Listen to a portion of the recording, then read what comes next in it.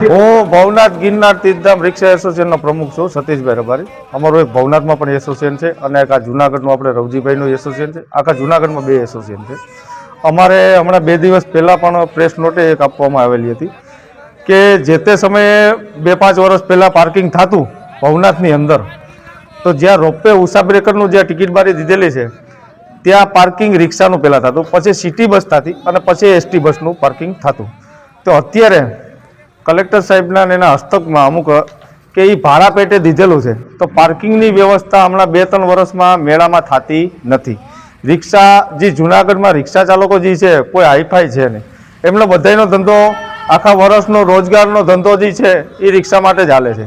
અને આપણે શિવરાત્રિ અને પરિક્રમા ભવનાથમાં 2 જ મેળા થાય છે આપણે જુનાગઢની અંદર. કોઈ એવો મોટો ઉદ્યોગ છે નહીં કે ભાઈ આમાં જે રોજીરોટી છે એ બધાની આમાં જ રડે છે અને રિક્ષાવાળાની રોજીરોટી હાલે. બીજા નંબરમાં ઓલે ફેરે પણ જે સાહેબે એસપી સાહેબે એને જે આપણે પાર્કિંગ દીધું હતું, પણ એમાં પાર્કિંગની વ્યવસ્થા એવી હતી કે રિક્ષા જાય એવી ઉતારીને પાછી બાઈને નીકળી જાય. તો જે બહારના ગાડીઓવાળા આવે, જામનગર છે, પોરબંદર છે, રાજકોટ છે, અમદાવાદ છે, તો બહારની રિક્ષાવાળાઓને પણ અંદર એન્ટ્રી દે છે. તો સ્થાનિક જે અમે અહીંના છે તો એને એન્ટ્રી દેવામાં આવે, એને વ્યવસ્થિત પાર્કિંગ કરવામાં આવે. અને જો અમારી એક જ એવી રજૂઆત છે કે જુનાગઢના જે રિક્ષાવાળા છે બધાય, ભવનાથ એસોસિએશન છે, જુનાગઢનું એસોસિએશન છે, એને ત્યાં પાર્કિંગ મેળા પૂરતું કરવામાં આવે, રિક્ષામાં વ્યવસ્થિત પેસેન્જરને ઉતારી દેવામાં આવે. કેમ કે એસટીનું પાર્કિંગ છે, એસટી જ્યાં સુધી ચાલુ હોય ત્યાં સુધી રિક્ષા ચલાવવામાં આવે. બીજા નંબરમાં જ્યારે બંધ કરે રસ્તો ત્યારે તમામ વાહનો બંધ થવા જોઈએ.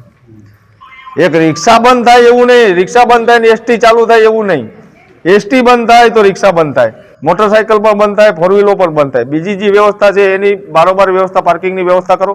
જે પ્રાઇવેટ ગાડીઓ આવે છે બહારની મેળો કરવા માટે, એની બહાર વ્યવસ્થા કરો. જે ટેક્સી છે એ તો કમાવાનો ધંધો છે આપણે. અને ભવનાથની અંદર આપણે મેળોની આવે છે, બધાને ખ્યાલ જ છે કે રોજીરોટી હોય આની માથે. તો એટલું એક અમારી વિનંતી છે કે પાર્કિંગની વ્યવસ્થા કરી દે. જો નહીં કરવામાં આવે તો અમે ગાંધી ચિંધ્યા માર્ગે હાલવાના છીએ. બરાબર.